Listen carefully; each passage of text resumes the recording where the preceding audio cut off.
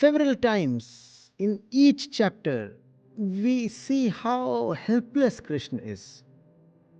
We find weakness lording over strength exactly because it is weak. Srimad Bhagavad Gita is an epic struggle, and Krishna is the struggler. It, it, it all tugs at your heartstrings.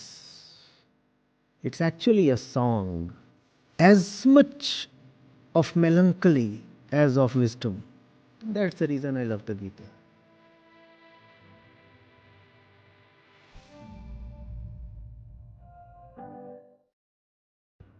Good evening, sir. Uh, I am Mayank. I am pursuing MBA from ITM Business School. The question which I want to ask is that whenever I give a presentation in between my colleagues or in the college, I always have a question in my back of the mind that I am being judged. So, how to overcome the fear of being judged by the third person? I want a suggestion from you which I can implement in my day-to-day work so that it will help me to grow in future. Put your heart in that presentation, and then your mind will not be in the audience. When your heart is not in your work, then your mind wanders in the world. There is your work, and then there is the world. Love your work, and then you'll forget the world. Your problem is not that you are too concerned with people's opinions. Your problem is that there is no heart in your work. You have made or created a presentation just for the sake of some marks or degree, or completing a formality, ticking a box, something. If I love what I'm doing, how will I have the space to worry or wonder too much about what the others are thinking? Think of a cricketer on the pitch. And there's a fast bowler rushing at him. 150 kmph. And there is an audience of 80,000. 80,000. The stadium is jam-packed. What if the cricketer starts thinking of these 80,000 opinions? What if we start looking into these 1,60,000 eyes? Will he still retain sight of the ball? Should he look at the ball, or should he look into the eyes of the audience? Please tell me. He should look at the ball personally. Should his mind be totally absorbed in the game, or should he be thinking of how the audience would react if he misses the ball or hits a six?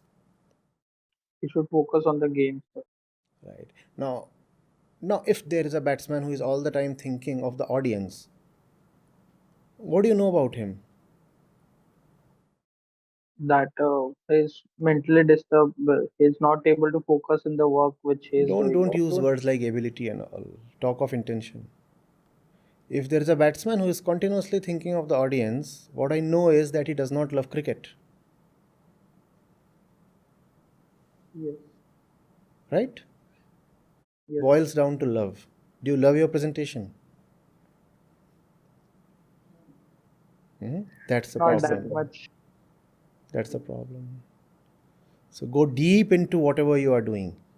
And if something does not deserve the depth of your attention, avoid it.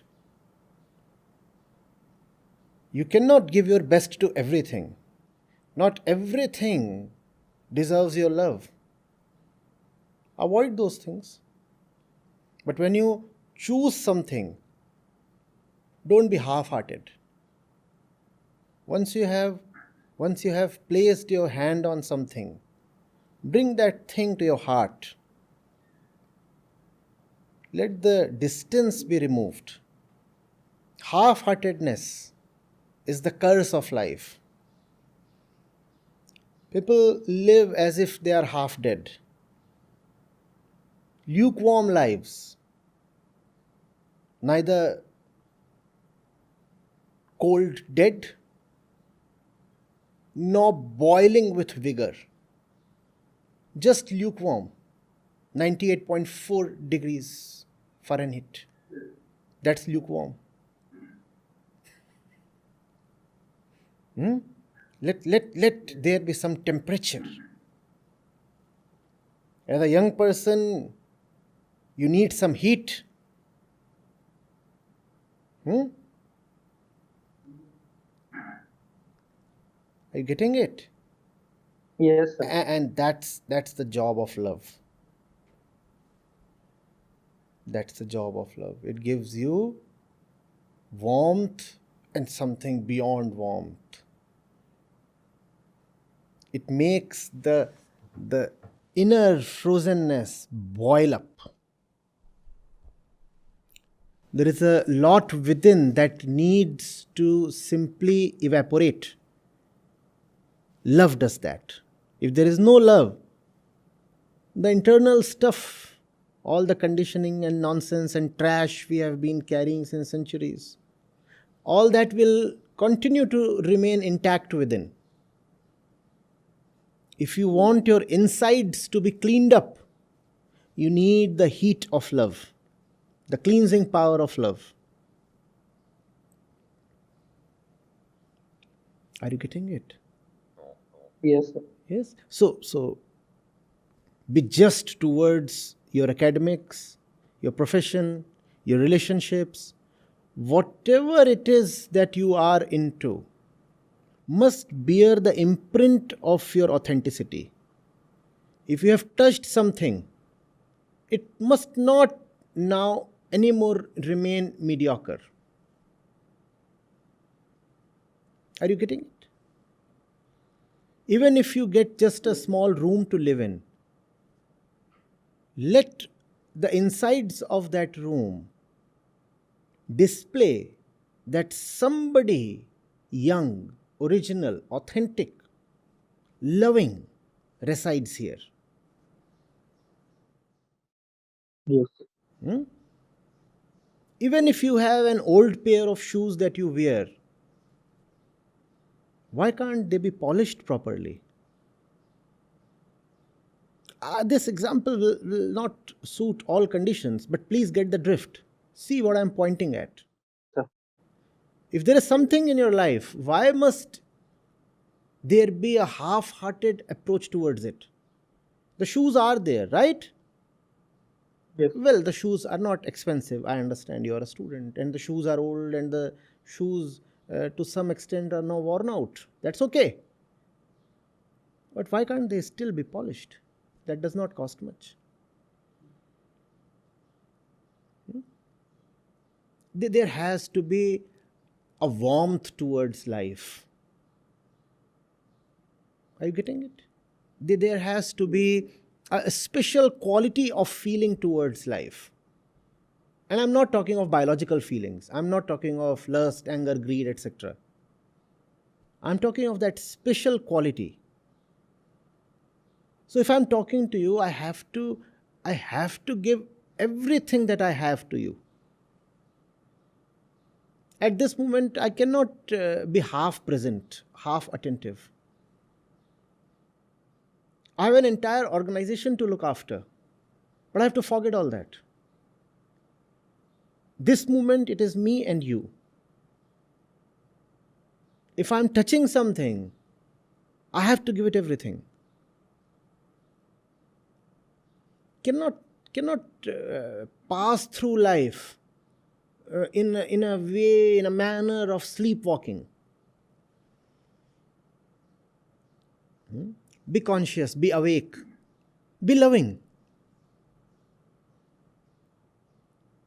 That presentation is not just presentation. That's a period of time and that's your life.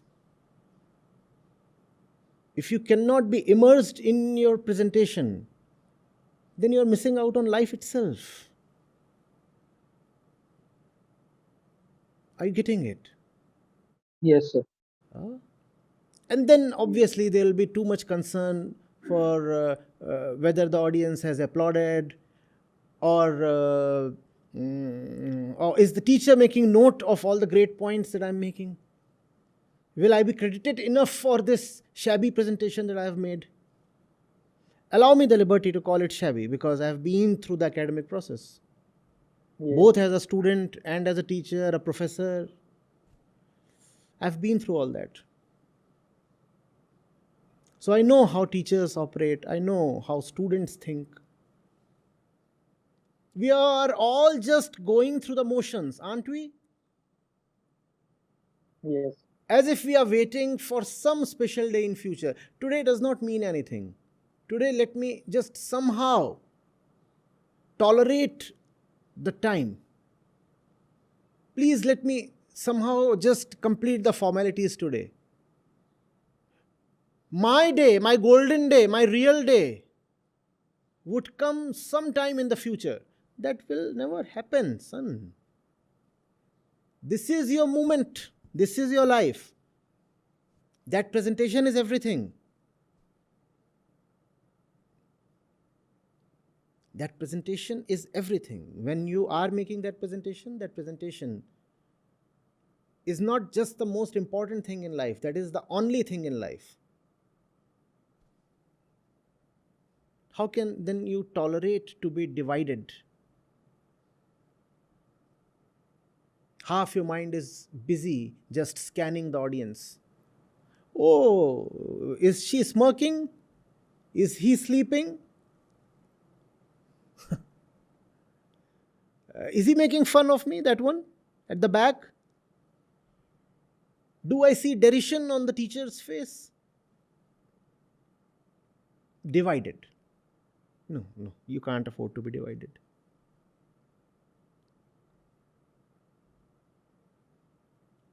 Live fully. And if there is stuff that does not deserve your fullness, drop it. Just drop it. Have the guts. Because I fully agree that not everything in life deserves the wholeness of your love. You have to be discreet.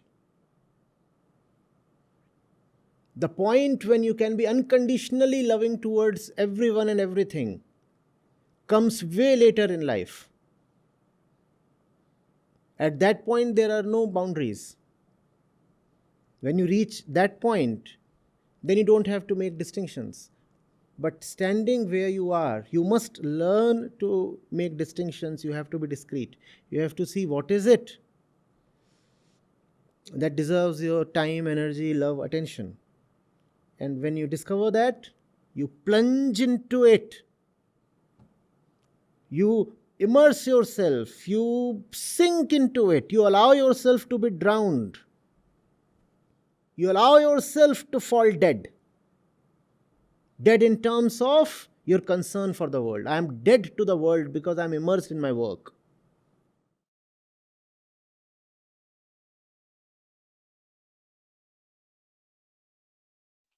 Yes, sir. Yes. Thank you, sir.